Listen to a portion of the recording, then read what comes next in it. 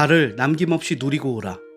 한국항공우주연구원이 개발하여 지난 8월 5일 미국 플로리다주 우주군 기지에서 발사된 우리나라 최초의 달 궤도 탐사선 다누리호 이름의 뜻입니다. 달과 누리달을 합쳐서 만든 말이라고 하는데요. 우주 강국으로 나아가길 소망하는 한국인들의 염원을 담아서 발사되었습니다. 그리고 발사 145일 만인 지난 12월 27일 예정된 날짜보다 이틀이나 빠르게 달 궤도 최종 진입에 성공했습니다. 이번 성과로 우리나라는 러시아, 미국, 중국, 일본, 유럽연합, 인도에 이어서 7번째로 달을 탐사하는 국가가 되었습니다. 다른 나라에 비해 인구수도 적고 땅도 작은 한국의 돌풍에 세계에서도 깜짝 놀라고 있습니다. 그런데 세계 언론이 주시한 부분은 단순히 한국의 첫 번째 달 탐사선이라서가 아닌데요. 바로 우리나라가 성공적으로 보여준 탐사선 궤도에 주목하고 있습니다. 나사는 달에 탐사선을 보낸 여러 국가들의 데이터를 토대로 달을 탐사하는 궤도, 즉 달까지 우주선을 보내는 방법을 3가지로 정리하고 있는데요. 첫 번째는 DT라고 불리는 궤도로 지구에서 달까지 가는 가장 빠른 궤도입니다. 우주 방사능에 가장 적게 노출되며 가장 단순한 방법이지만 필요한 연료가 가장 많은 방법이고 비쌉니다. 보통 사람을 태우고 가는 유인선은 이 방법으로 간다고 합니다.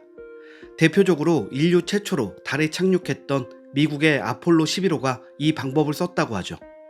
두 번째는 PLT라고 불리는 궤도인데요.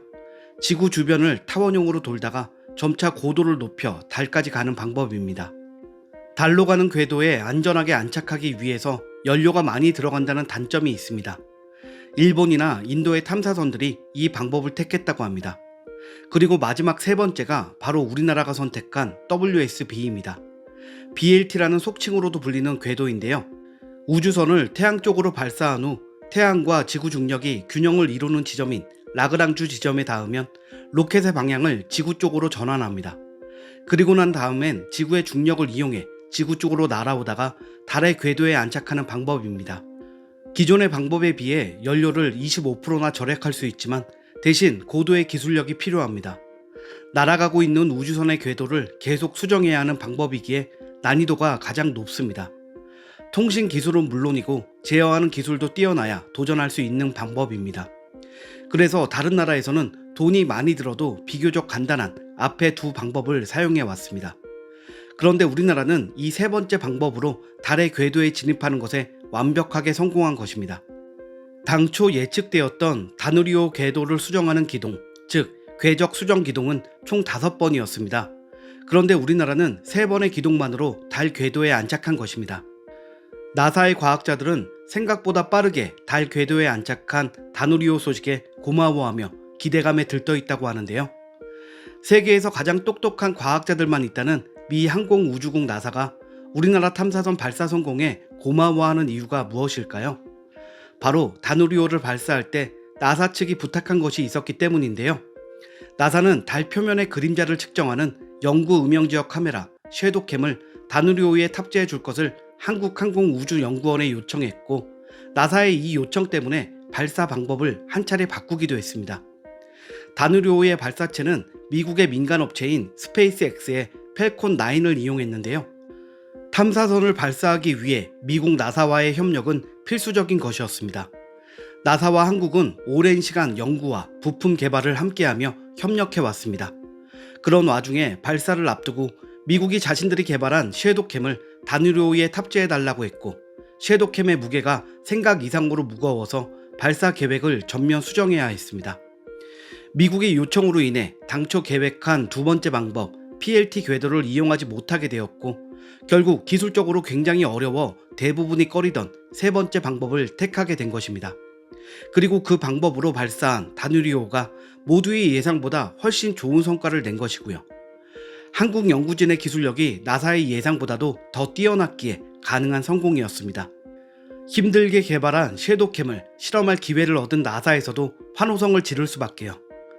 다누리호의 눈부신 성과에 나사의 부국장이 직접 한국 연구진을 극찬하기도 했습니다.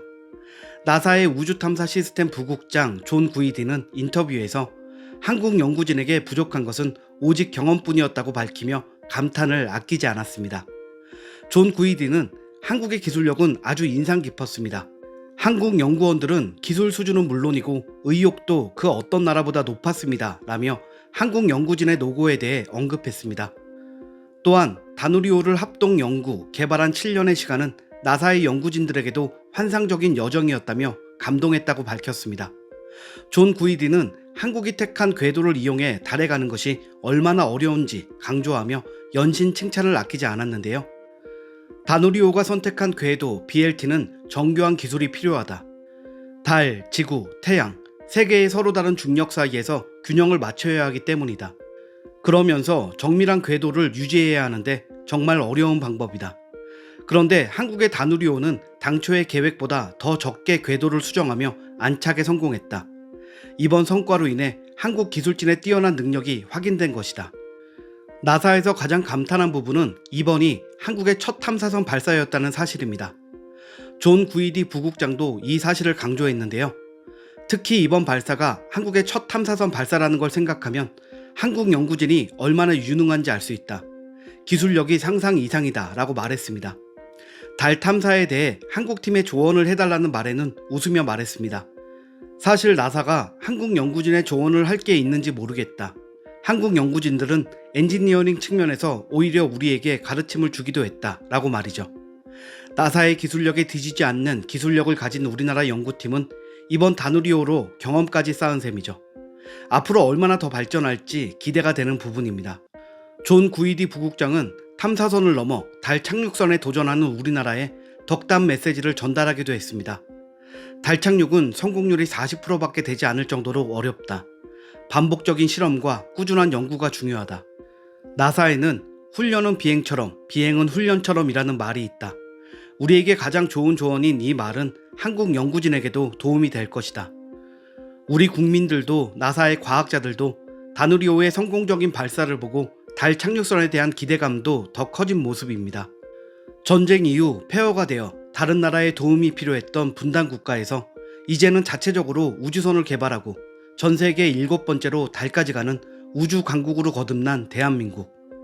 이번 다누리호의 성공은 우리나라 국민들이 충분히 자랑스러워해도 되는 업적입니다.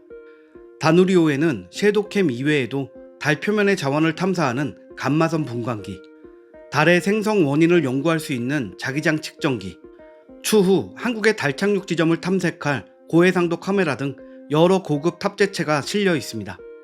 이를 통해 앞으로 여러 임무를 수행할 예정인데요.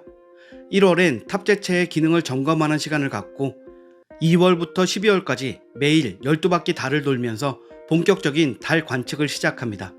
며칠 전에는 다누리호의 섀도우캠이 달 사진을 보내왔다는 뉴스가 나왔는데요.